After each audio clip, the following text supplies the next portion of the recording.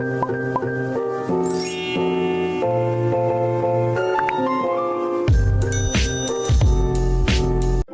guys, Assalamualaikum warahmatullahi wabarakatuh. Perkenalkan, nama saya Kansa Nabila Perwanti. Saya dari jurusan Kesehatan Masyarakat Universitas Pekalongan. Di sini saya akan menjelaskan tentang pengambilan keputusan.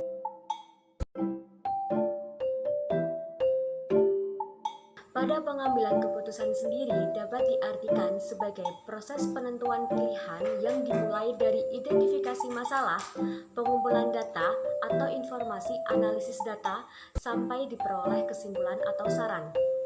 Dalam tipe-tipe pengambilan keputusan ada dua. Yang pertama, program decision atau pengambilan keputusan yang terprogram. Nah, pengambilan keputusan yang terprogram ini seperti prosedur khusus yang dikembangkan untuk menangani masalah yang rutin dan berulang-ulang. Dan yang kedua ada non-program decision atau pengambilan keputusan yang tidak terprogram. Tipe pengambilan non-program seperti ini dapat diterapkan untuk keputusan yang bersifat baru atau terstruktur, diperlukan pada situasi masalah yang unik dan kompleks, atau jika kita menghadapi masalah yang dadakan. Nah, pada keputusan yang berkualitas tentu saja adalah keputusan yang dapat memberikan kontribusi terhadap peningkatan nilai organisasi yang individual. Kemudian juga keputusan yang berkualitas adalah keputusan yang memiliki akurasi yang tinggi antara prediksi dan realisasi. Pada proses pengambilan keputusan ada 6 proses, yaitu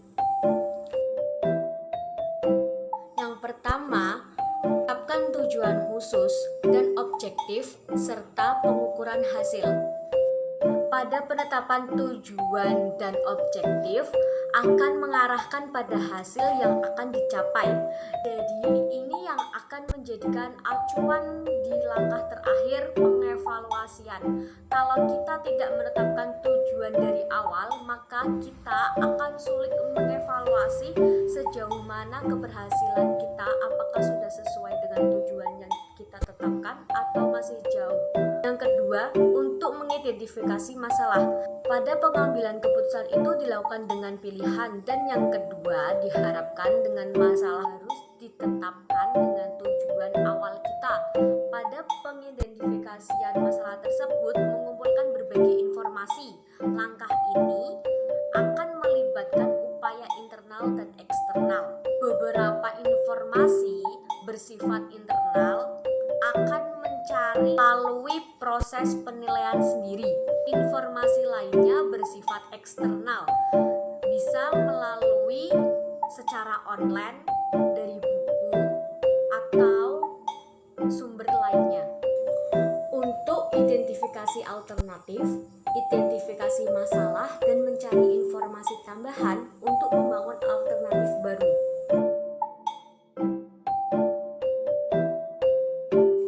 Untuk mengevaluasi alternatif, keputusannya harus berupa hasil positif. Jadi, hubungan alternatif dengan hasil dapat menghasilkan kepastian apabila lengkap. Kemudian, bisa menimbulkan ketidakpastian apabila tidak mempunyai pengetahuan tentang output. Jadi, kalau kita sudah mempunyai pengalaman, maka membuat alternatif sudah bisa memprediksi kira-kira hasilnya akan mencapai tujuan yang dituju atau tidak. Untuk pemilihan alternatif, pemilihan yang dipilih harus berdasarkan tujuan.